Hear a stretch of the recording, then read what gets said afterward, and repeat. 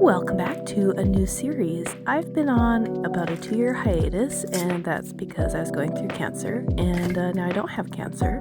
But what I do have is a rather large collection of pill bottles. And I thought that turning something that was super traumatic into art would be a fun project. So follow along and watch me turn these 12 bottles into some art.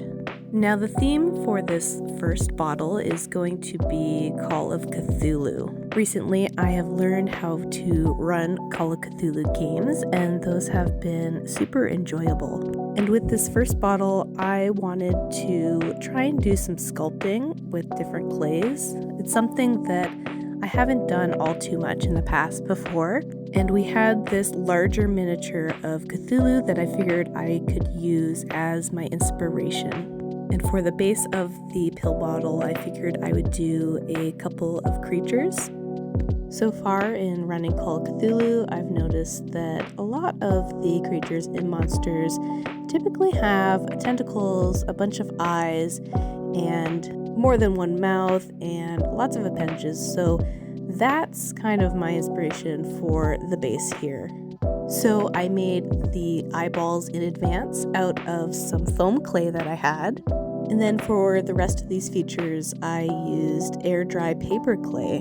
I would have liked to use something like polymer clay to sculpt the base, because air dry clay dries way too fast. But because I was building this on a plastic pill bottle, I didn't think that I could put this in the oven to cure any sort of polymer clay. But for the main part of this sculpt, I am using cause clay.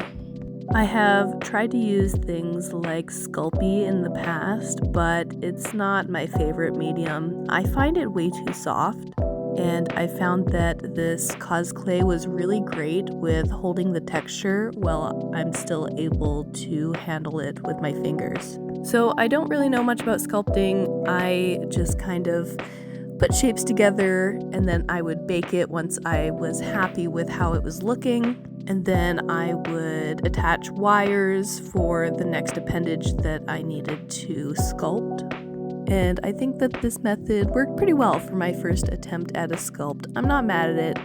It's obviously not super proportional. And the more times that I do this, which is going to be 12 for 12 pill bottles, I should hopefully progressively get better at this. Overall, it was an interesting learning process. If you do have any sculpting tips, I would love to hear them.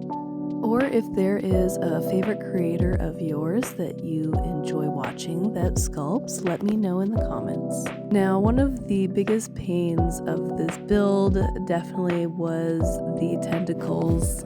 I had to build them around little wires so that I can get them to hold a shape rather than just falling flat. And then I had no idea how I was even going to start the wings, so I used a wire to get the general shape of the model's wings. And I figured that aluminum foil would be a good base to build up with clay. And I'm glad that I opted to build these first off of the main body, because if I were to build this on the body first, I think it would have been way too heavy and I wouldn't have gotten a good shape.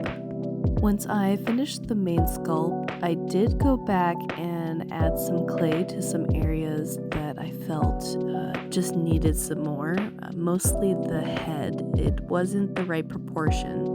So I did that before the final bake. And then it's time for paint. For these creatures, I opted to go for a green and a purple. I just think that these colors go really nicely together, and they're my two favorites. So since I haven't touched crafting in a couple of years, a lot of our miniature paints were severely dried out. So I used what I could, which ended up being a lot of contrast paints for Cthulhu, which I really like how these contrast paints work. I think that he turned out awesome. And I forgot to record it, but I did create these little waves out of pieces of dimensional magic that I had on some plastic wrap and let that dry. And then I'm mixing white paint with baking soda to get this kind of wave effect for the water. And that's it for our first pill bottle. I think I'm going to call these trinket keepers. If you've enjoyed this video, leave a like and leave a comment if you have an idea of what I should do for the next bottle. And now enjoy the final glamour shots.